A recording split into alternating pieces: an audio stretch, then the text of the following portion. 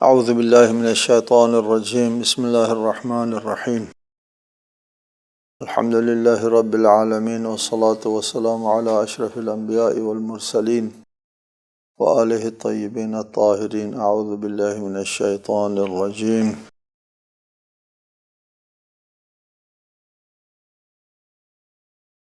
وَإِذَا مَسَّ الْإِنسَانَ الضُّرُّ دَعَانَا لِجَنبِهِ أو قاعدا أو قائما فلما كشفنا عنه ضره مر كأن لم يدعنا إلى ضر مسه كذلك زين للمسرفين ما كانوا يعملون۔ سورہ یونس آیت 12۔ اور انسان کو جب کوئی تکلیف پہنچتی ہے تو وہ لیٹے بیٹھے اور کھڑے ہمیں پکارتا ہے، پھر جب ہم اس سے تکلیف دور کر دیتے ہیں تو ایسا چل دیتا ہے گویا اس نے کبھی تکلیف پر جو اسے پہنچی ہمیں پکارا ہی نہیں۔ حد سے تجاوز کرنے والوں کے لیے ان کے اعمال اسی طرح خوشنما بنا دیے گئے ہیں۔ اس آیت مجیدہ میں انسان کی ایک ایسی حالت کی نشاندہی کی گئی ہے جس میں انسان اپنی فطرت سلیمہ کی طرف واپس جاتا ہے۔ وہ یہ ہے کہ انسان کو اللہ تعالیٰ نے ایک فطرت اور جبلت پر خلق فرمایا ہے، اور اس کے وجود کے اندر اس کے لیے لازم ہدایات ودیعت فرمائی ہے۔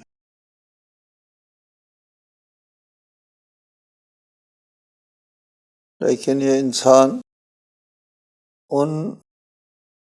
جس کو ہم فطرت کہتے ہیں، جن کو ہم جبلت کہتے ہیں، سرشت بھی کہتے ہیں، انسان کبھی اس اپنی سرشت اور اپنی جبلت اور فطرت سے انحراف کرتا ہے۔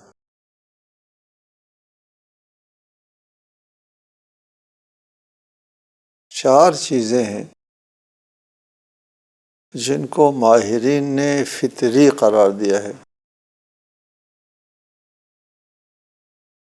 پہلی چیز ہے جمالیاتی ذوق، کہ انسان اچھی چیز، خوبصورت چیز کو پسند کرتا ہے۔ انسان کے اندر جمالیاتی ذوق جو ہے وہ فطری ہے، اس لیے ہم لوگ اپنی جمالیاتی ذوق کے اوپر زیادہ خرچ بھی کرتے ہیں، توجہ بھی دیتے ہیں۔ کسی خوبصورت چیز کو دیکھ کر اس کو پسند کرتے ہیں، بدنما چیز سے نفرت کرتے ہیں ہم لوگ۔ یہ جمالیاتی ذوق انسانی فطرت میں موجود ہے۔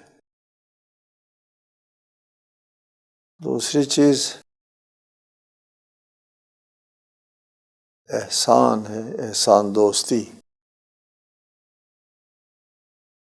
کسی کے پر احسان کرنا، نیکی کرنا انسان کی جبلت میں فطری خواہش ہے کہ ایک شخص کی جان خطرے میں ہے، اس کو بچانا انسان کی خواہش ہے۔ دوڑتا ہے انسان اور لپک کر کے جاتا ہے، اس کو بچاتا ہے، گرنے والا ہے، ڈوبنے والا ہے، اس کو بچا لیتا ہے۔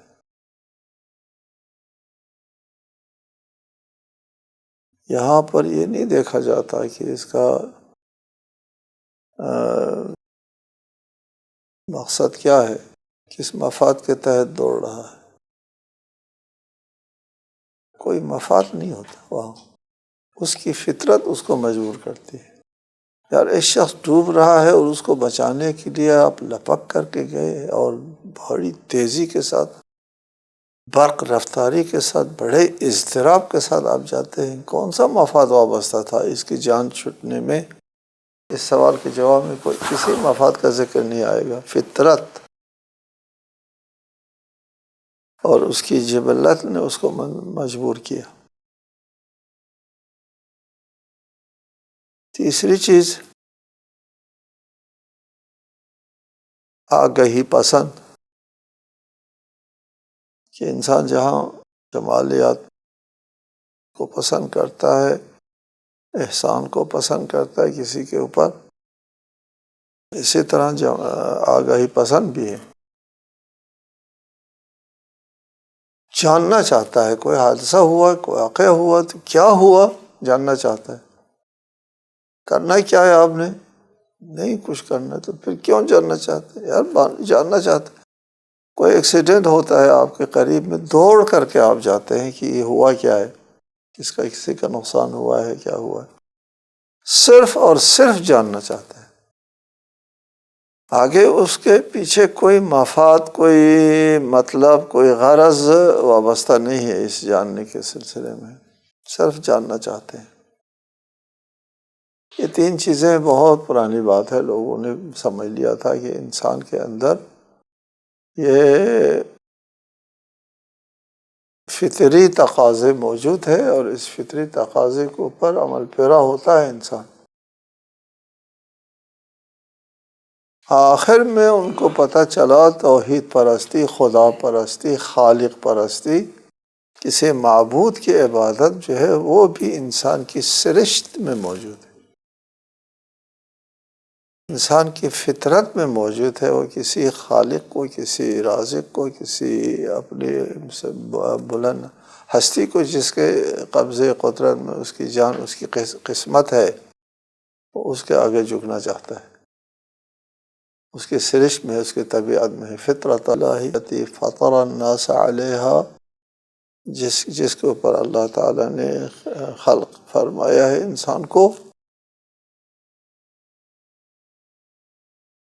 یہی وجہ ہے کہ انسان کو اللہ تعالیٰ نے جب خلق فرمایا، وہاں ہم اس کی تشریح کرتے ہیں، بات یہاں لمبی نہ ہو جائے۔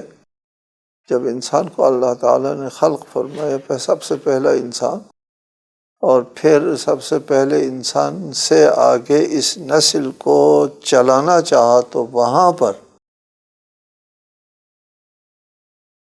اللہ تعالیٰ نے اس انسان کی فطرت میں ایک پیغام، ایک درس، ایک سبق، ایک فکر ودیعت فرمائی، اور اس کو ودیعت فرما کر کے اس سے پوچھا، کیا میں تمہارا رب نہیں ہوں؟ قالوا بلا۔ اس کو عالم ذر کہتے ہیں، کیا کہتے ہیں؟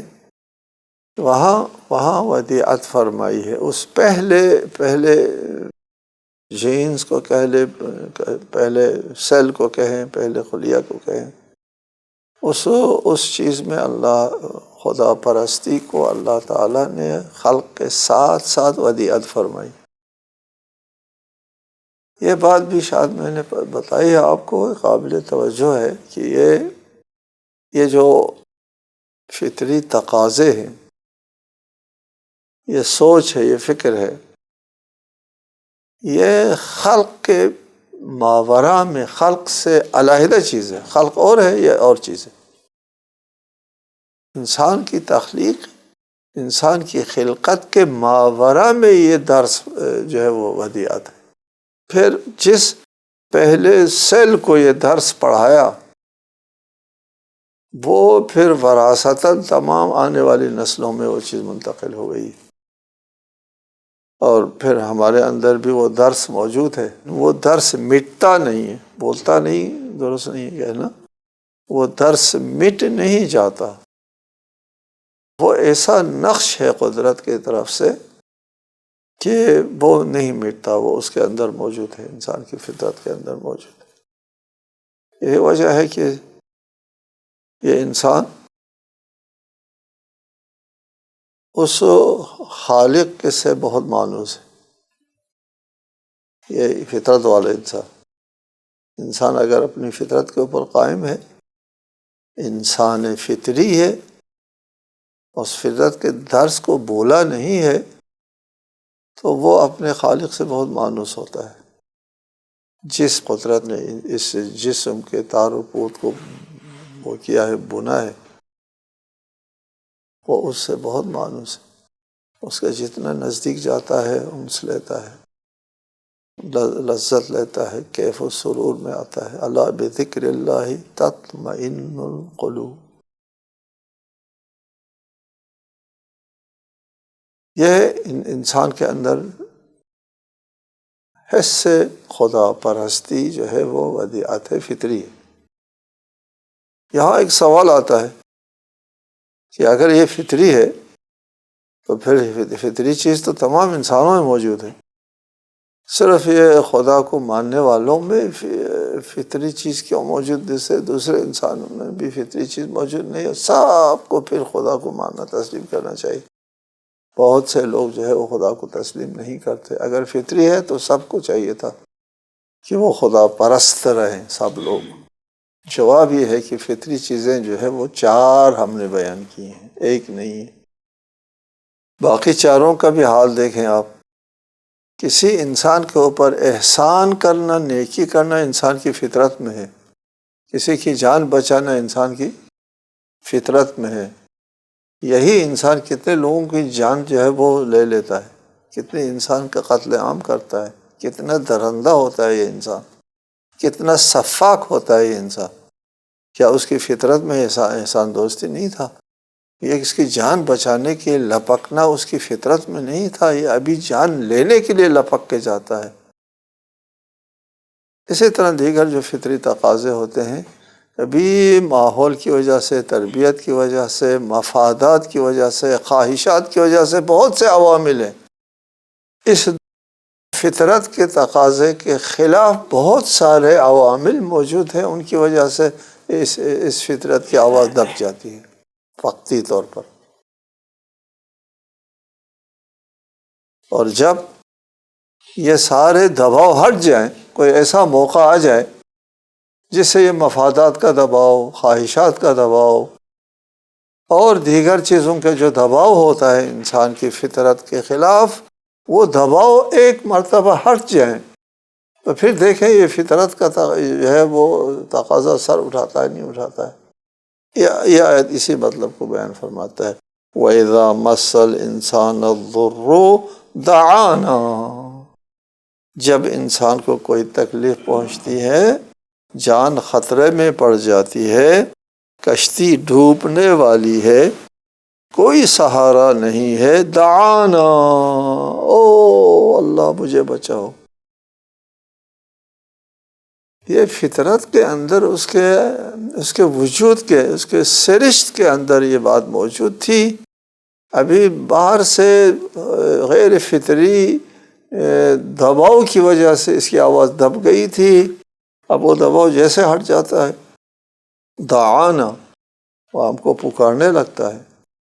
دعانا لجنبہ، بیٹھے لیٹے ہوئے، او قاعدا، بیٹھے ہوئے اٹھتے ہوئے، او اللہ مجھے بچاؤ، اے اللہ مجھے بچاؤ۔ وہ بار بار ہر حالت میں، جس حالت میں بھی ہو، وہ اللہ کو پکارتا ہے۔ فَلَمَّا كَشَفْنَا عَنْهُ ضُرَّهُ، جب ہم اس تکلیف کو اس سے دور کر دیتے ہیں، پھر وہ بیرونی دباؤ دوبارہ آ جاتا ہے، پھر وہ پردہ پڑ جاتا ہے، پھر اس کی آواز دب جاتی ہے۔ كَأَن لَّمْ يَدْعُنَا إِلَىٰ ضُرٍّ مَّسَّهُ، گویا اس نے کسی تکلیف پر جو اسے پہنچی ہے ہمیں پکارا ہی نہیں، کبھی ہم کو آواز ہی نہیں دی۔ اس پکار کو بھی بھول جاتا ہے، اللہ کو بھی بھول جاتا ہے۔ كَذَلِكَ زُيِّنَ لِلْمُسْرِفِينَ مَا كَانُوا يَعْمَلُونَ، اس طرح زینت دی گئی ہے، خوشنما بنا دیا گیا ہے زیادتی کرنے والوں کے لیے جو وہ کام کرتے ہیں۔ مجرم جو جرم کرتا ہے، گناہگار جس گناہ کا مرتکب ہوتا ہے، اس گناہ کے سلسلے میں 2 صورتحال ہے۔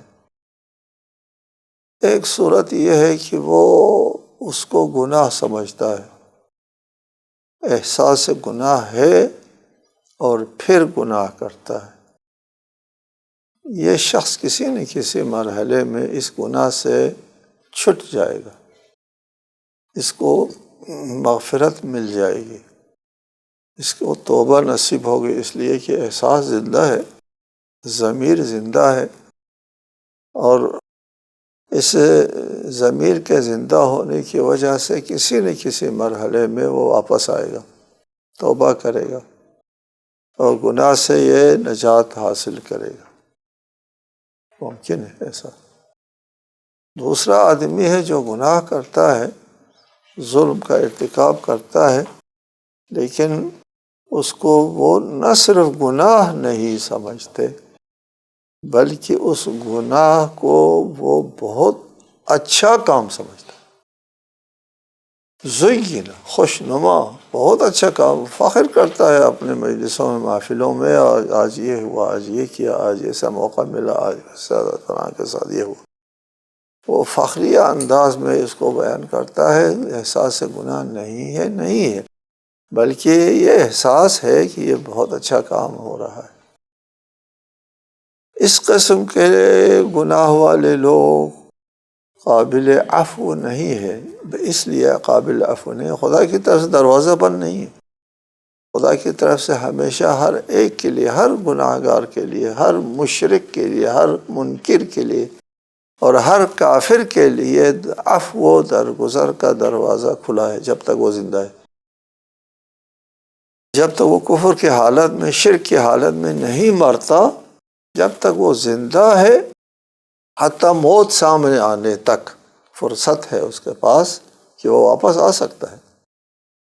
اللہ کی طرف سے کوئی مایوسی اس کو لاحق نہیں ہونا تھا۔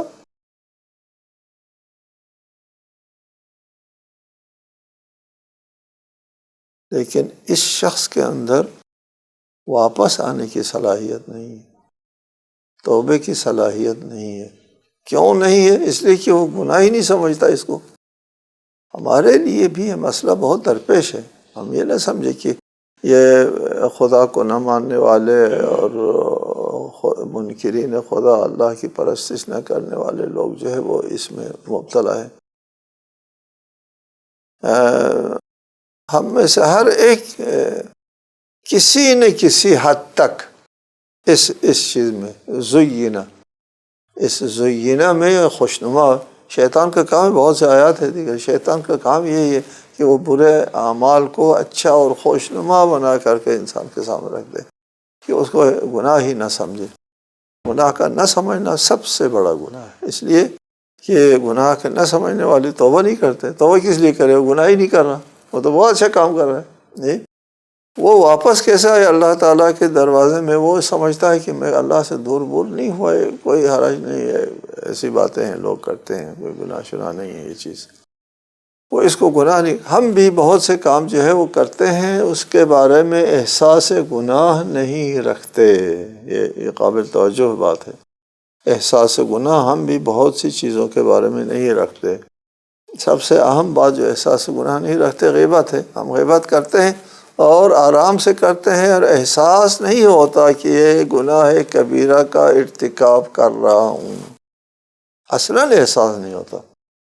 جب یہ احساس نہ ہونا بہت مشکل چیز ہے کہ آپ نہ اس سے معافی مانگیں گے، نہ اس سے جان چھڑائیں گے، نہ خود توبہ کریں گے، نہ اس سے باز آئیں گے، ان میں سے ایک بھی نہیں ہوگا، نہ مغفرت چاہیں گے اللہ سے جس کو آپ گناہ ہی نہیں سمجھتے۔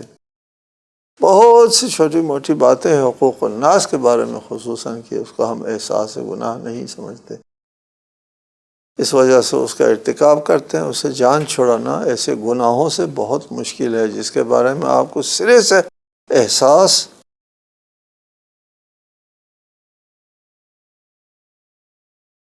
وَلَقَدْ أَهْلَكْنَا الْقُرُونَ مِنْ قَبْلِكُمْ لَمَّا ظَلَمُوا وَجَاءَتْهُمْ رُسُلُهُمْ بِالْبَيِّنَاتِ وَمَا كَانُوا لِيُؤْمِنُوا كَذَلِكَ نَجْزِي الْقَوْمَ الْمُجْرِمِينَ۔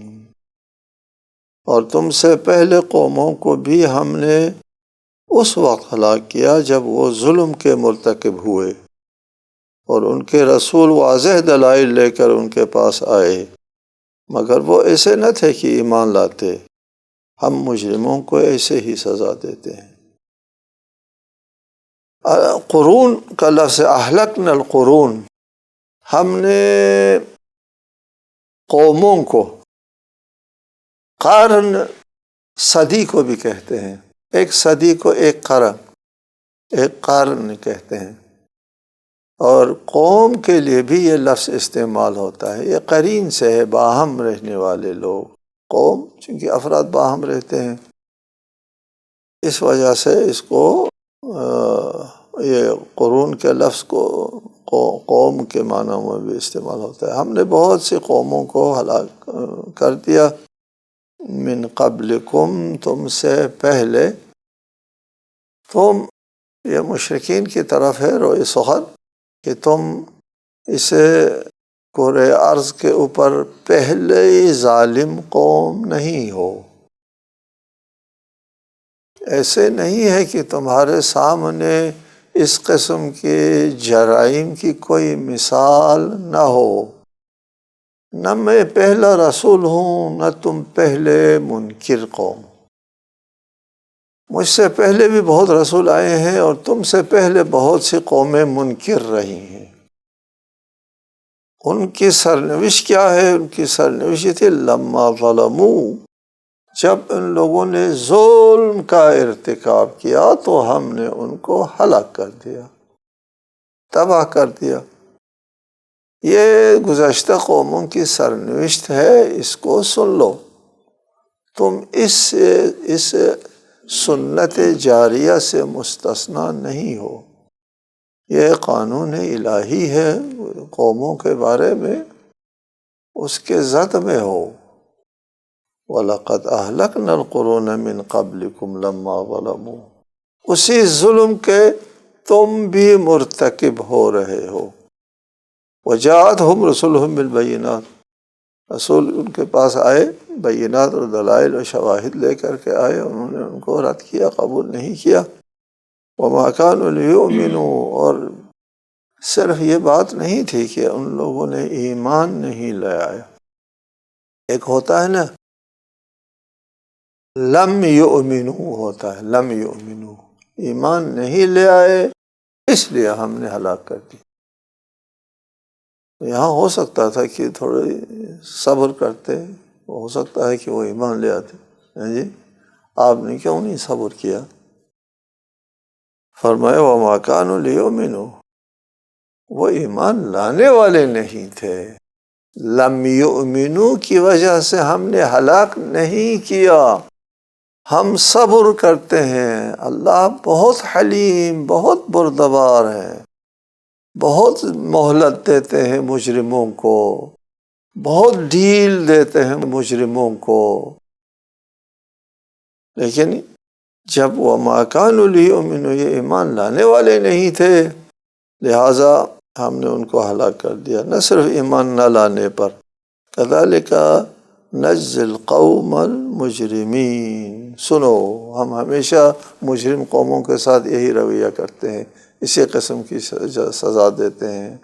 یہ رسول اللہ کے معاصر مشرکین کے لیے ایک تحدید ہے۔ ثم جعلناکم خلائف فی الارض من بعدہم لننظر کیف تعملون، پھر ہم نے ان قوموں کو کر دیا تباہ، قوم سمود کو، قوم عاد کو، سب کو تباہ کر دیا، اور پھر اس کی جگہ تم بیٹھے ہو۔ ثم، پھر ان کے بعد ہم نے زمین میں تمہیں جان نشین بنایا تاکہ ہم دیکھیں کہ تم کیسے عمل کرتے ہو۔ تم یہ جو گزشتہ ہلاک شدہ قوموں کی جگہ بیٹھے ہو، یہ ان کو صاف لفظوں میں بتانا مقصود ہے کہ تمہاری سرنوشت بھی ان کی طرح ہونے والی ہے، تم بھی انہی کی جگہ بیٹھے ہو۔ تم کو خلیفہ بنایا، جانشین بنایا، ان قوموں کو تباہ کرنے کے بعد ان کی جگہ تم کو بیٹھایا، لننظر، تاکہ ہم دیکھ لیں۔ دیکھنے کا مطلب یہ نہیں کہ خداوند عالم جو ہے وہ آنکھوں سے دیکھنا چاہتے ہیں، نزدیک سے دیکھنا چاہتے ہیں، دیکھو یہ کیا کرتے ہیں۔ لننظر کا مطلب جو ہے وہ یہ ہے کہ تاکہ نتیجہ سامنے آ جائے کہ تم کیا کرتے ہو. جب تک لوگ جرم کا ارتکاب نہ کرے وہ سزا کا مستحق نہیں ہوتے. صرف علم خدا سے، خدا کو علم تھا، خدا کو پتہ تھا کہ یہ لوگ کیا کرنے والے ہیں. جب علم تھا، پتہ تھا، تو پھر اپنے علم کے بنا کے اوپر ان کو سزا دے دو، ان کو تباہ کر دو. نہیں، لننظر، مہلت دیتے ہیں، عملی میدان میں ان کو رکھتے ہیں. ان سے عمل جرم سرزد ہو جاتا ہے، پھر یہ سزا کے مستحق ہوتے ہیں. علم خدا کی بنیاد پر یہ سزا کے مستحق نہیں ہوتے. لننظر کیف تعملون، تم کیا کرتے ہو. ابھی کیف تعملون کے مرحلے میں ہو، اور تمہارا عمل وہی ہے جو گزشتہ قوموں والا عمل ہے، لہٰذا تمہاری بھی تباہی آنے والی ہے. السلام علیکم ورحمۃ اللہ وبرکاتہ.